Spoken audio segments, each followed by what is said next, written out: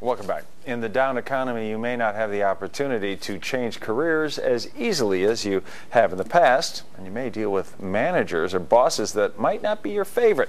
So how do you manage the relationship with your boss, but manage them in a way that benefits you both equally so you can work together? We're joined by the woman with all of the answers, Mary Abbajay, partner at Careerstone Group.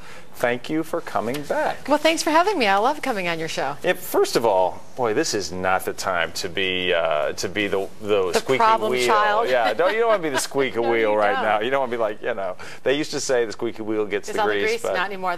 The squeaky wheel now might get the axe. That's exactly right. The door. Oh, sure, I'll do that. Yeah, okay, that's fine. Oh, that's the attitude we're salary. looking for. Yeah. Who needs money? Anyway, who needs days off? Anyway, so what do you do in an economy like this when your boss is being difficult and you want to stand up to that boss, but you don't want to go too far? You don't want to go too far, and that's exactly right. I mean, the most important thing you need to remember is that your boss, even in a good economy, has enormous influence over your success in that organization, and in many times in your field. So you have to develop a really productive and effective working relationship with him or her, and if they're difficult, you're going to have to find ways to manage that. It is not up to the boss to adapt to your style. It is up to you to adapt to the boss. And the problem is in America, we're a very individualistic society, and we teach leadership, but no one teaches followership. And sometimes it's important, sometimes it's important to just suck it up and learn how to follow. Yes, I hear you completely. But we don't like that, do we? No, we don't like that. And you think, I hear so often, I've seen people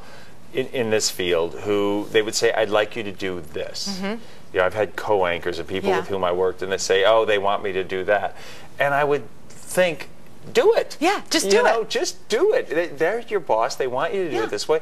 These people that I'm thinking of didn't do it. They're gone. They're gone. That's exactly right. So there's 4 things I'm going to tell you to do, whether your boss is difficult or not. I mean, if it's difficult, it's easy. But first of all, what you have to do is find out what's important to your boss and give it to him or her. This means, what are their priorities? What are their goals? How do they like their work done? Make sure you give your boss what they want. Secondly, what you want to also do is do the job you were hired to do.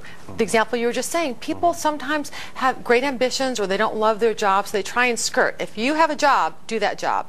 Thirdly, you have to support your boss, and this means you can't trash talk them, you can't sabotage their decisions. You really have to support them. And finally, and almost most importantly, you have to learn their style and adapt to their style. Oh yeah, you definitely do. You do. But who trash? I mean, you mean by trash talking their boss? I mean, everybody.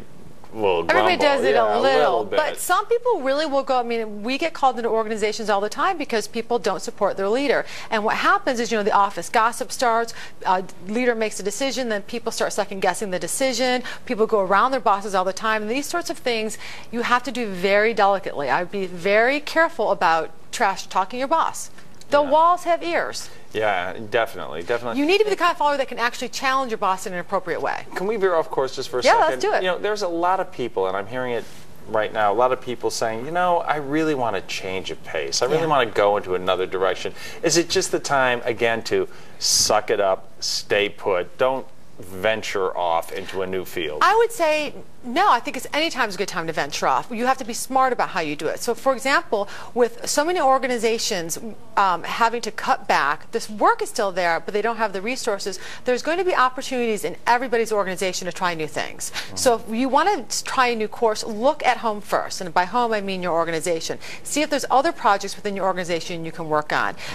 Sometimes with the downturn economy, there are some great opportunities for people to try new fields because everybody's looking for cheap labor. So I think it's, seriously, and there may be more willing to take a chance. So if your heart really wants you to do something different, go for it. Try it. I wouldn't leave your current job until you have something. But if somebody's in a very stable situation, say academia, but they just don't like being in, say, Cleveland, and they want to get back to D.C., and there's a good job, less money, probably not as secure, probably stay with that really good, high-paying, secure job up in Cleveland. Well, that's up to your priorities. If your priority is security, then yes, stay with that secure job. If your priority is personal fulfillment, then you have to think about it. It's a personal decision. That's a tough one. I know it is. All right.